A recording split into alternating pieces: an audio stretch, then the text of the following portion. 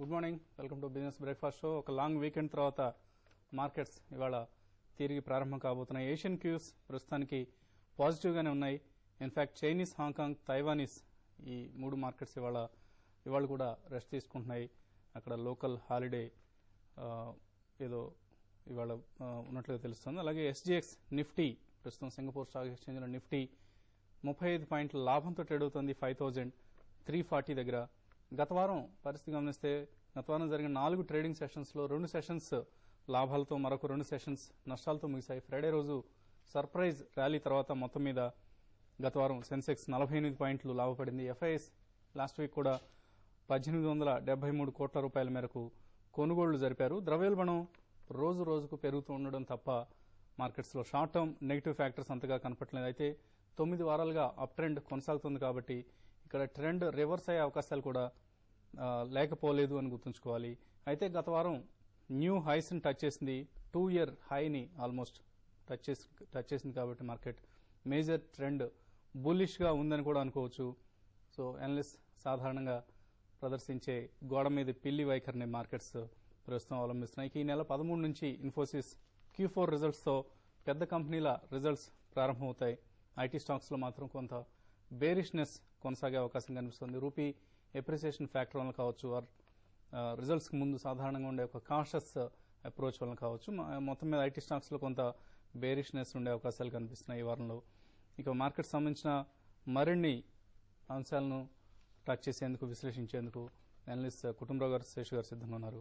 So Kutumbarao, ఈ పరిస్థితుల్లో Nifty కావచ్చు లేదా బ్రాడ్ మార్కెట్ కావచ్చు, ఎటువంటి పాజిటివ్ లేదా నెగిటివ్ ఫ్యాక్టర్స్ కనిపిస్తున్నాయి మీకు? పాజిటివ్ ఫ్యాక్టర్స్ అంటే 2 అండి. కార్పొరేట్ ఎర్నింగ్స్ ఎట్లా ప్యాన్ అవుట్ అవుతాయి అనేది చూడాలన్నమాట. ఎందుకంటే ఎర్నింగ్ సీజన్ పైన చాలా ఎక్స్పెక్టేషన్స్ ఉన్నాయి అడ్వాన్స్ ట్యాక్స్ నెంబర్స్ వలన. కాబట్టి పాజిటివ్ సర్ప్రైజెస్ ఉంటే గనక మార్కెట్స్ కరెంట్ లెవెల్స్ నుంచి కూడా కాస్త స్టీమ్ గెయిన్ చేసి హయ్యర్ లెవెల్స్ సీక్ చేయొచ్చు అని చెప్పేసి అని అనుకుంటున్నాను. నెగిటివ్ ఫ్యాక్టర్స్ అంటే మాన్సూన్ ప్రిడిక్షన్ కూడా డ్యూ అనమాట. Maybe with in next fort night are 2 fortnights లో మాన్సూన్ ప్రిడిక్షన్ వస్తుంది. ఎందుకంటే ఈసారి monsoon more than ever more critical అనమాట. ఎందుకంటే లాస్ట్ టైం మనం చూసాం ఫుడ్ ఇన్ఫ్లేషన్ ఎట్లా గ్యాలప్ అయిందో. కాబట్టి ఈసారి మాన్సూన్ బాగుంటుంది అని అంటే కనుక ఓన్లీ కమాడిటీ ఇన్ఫ్లేషన్ ఒక్కటే ఉండొచ్చు అనమాట. దట్ ఈస్ మెటల్ ప్రైజెస్ కానీ, క్రూడ్ ఆయిల్ ప్రైజెస్ కానీ ఇవన్నీ పెరగటం చూస్తున్నాం రీసెంట్ టైంలో.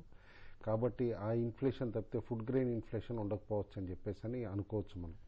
అయితే ఒకటి, ఇప్పుడు బంపర్ క్రాప్ ఏదైతే రబీ సీజన్లో వచ్చిందో, government aggressive purchases wheat and రైస్లో చేస్తున్న తీరు చూస్తూ ఉంటే even normal monsoon or just below normal monsoon వచ్చినా కూడా సరే మార్కెట్కి యాక్సెప్టబుల్ అనమాట. Now it is more up on company earnings అనమాట. సర్ప్రైజెస్ ఇస్తే కనుక మార్కెట్ పెరుగుతుంది. అండ్ ఒకటి మనం చూడాలి, ఇన్ఫ్యాక్ట్ ఏదన్నా కంపెనీ నెగిటివ్ సర్ప్రైజ్ ఇచ్చినా కూడా మార్కెట్ చాలా షార్ప్గా పనిష్ చేయడానికి కూడా ప్రిపేర్డ్గా ఉంది. కాబట్టి ఇన్వెస్టర్స్ అప్రమత్తంగా ఉండాలి. లార్జ్ స్టాక్ స్పెసిఫిక్ మూవ్మెంట్స్ ఉంటాయి అని చెప్పేసి అని అనుకుంటున్నాను. నిఫ్టీ వరకు వస్తే కనుక 5240 దగ్గర స్ట్రాంగ్ బేస్ ఫామ్ అయిందండి. 5240 కింద క్లోజింగ్ బేసిస్లో డిప్ అవుతూ ఉంటేనే లాంగ్ పొజిషన్స్ నుంచి ఎగ్జిట్ కావచ్చు, షార్ట్ టర్మ్ లాంగ్ పొజిషన్స్ నుంచి. అదర్వైజ్ కనుక డెఫినెట్లీ హోల్డ్ చేయమంటాను. Second major support below 5240 is 5150 అనమాట. అబోవ్ మాత్రం 5330, 5350 బ్యాండ్ కనుక క్రాస్ అవ్వగలిగి క్లోజింగ్ బేసిస్లో 5350 పైన ఉంటే కనుక we're in for sharp rally in this April season also అని చెప్పేసి అని అనుకుంటున్నా. మేబీ 5440 to 5460 వరకు కూడా నిఫ్టీ ర్యాలీ అవ్వచ్చు అని చెప్పేసి అని.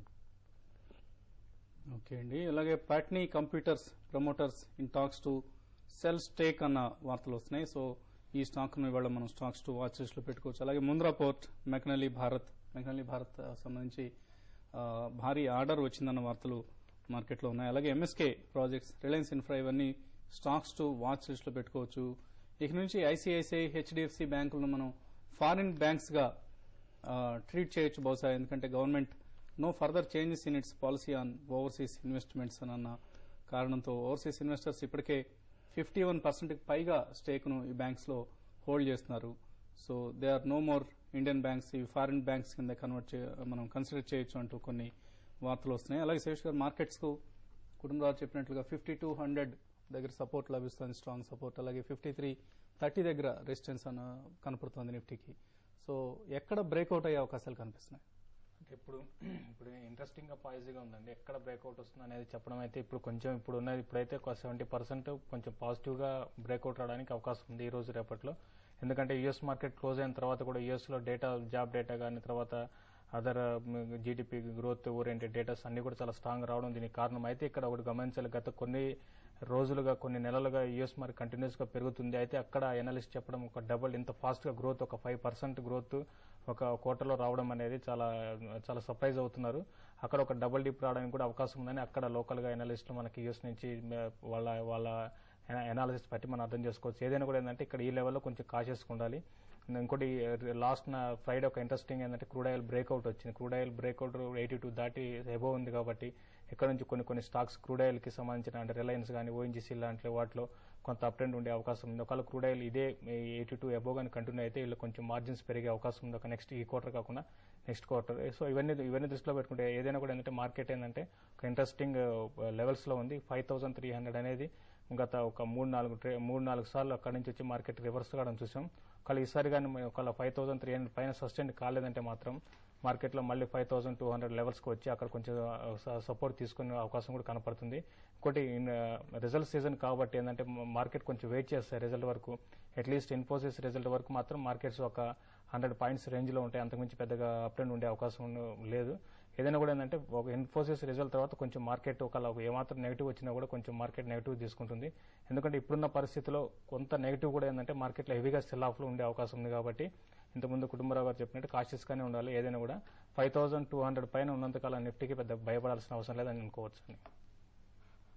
ఓకే అండి. వెల్స్పన్ గుజరాత్ సౌదీ అరేబియాకి చెందిన ఒక కంపెనీని బై చేస్తుంది, ఎక్వైర్ చేస్తుందన్న వార్తలు మీడియాలో ఉన్నాయి. సో ఆ కంపెనీకి సంబంధించిన మ్యానుఫ్యాక్చరింగ్ కెపాసిటీ కూడా 3 లక్షల టన్నుల వార్షిక సామర్థ్యంతో పైప్స్ తయారు చేసే కంపెనీ ఇది. సో ఈ స్టాక్ కూడా ఇవాళ బహుశా ఈ న్యూస్తో కొంత అప్ ట్రెండ్ ప్రదర్శించే అవకాశం ఉంది. అలాగే భారతీ ఎయిర్టెల్ కూడా ఒక కొత్త ప్లాట్ఫామ్ను డెవలప్ చేస్తుంది అన్న వార్తలు బిజినెస్ స్టాండర్డ్లో కనిపిస్తున్నాయి. సో ఇవన్నీ ఆయా స్టాక్స్ సంబంధించి పాజిటివ్ లేదా నెగిటివ్ ఇంపాక్ట్ చూపించే అంశాలు. ఇప్పుడు కొంతమంది కాలర్స్